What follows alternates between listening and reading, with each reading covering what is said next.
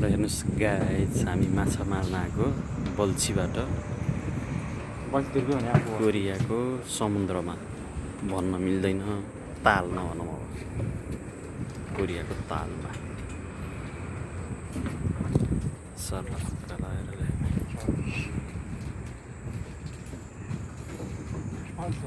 बल्छी खेल्न आएको छौँ हामी बल्छी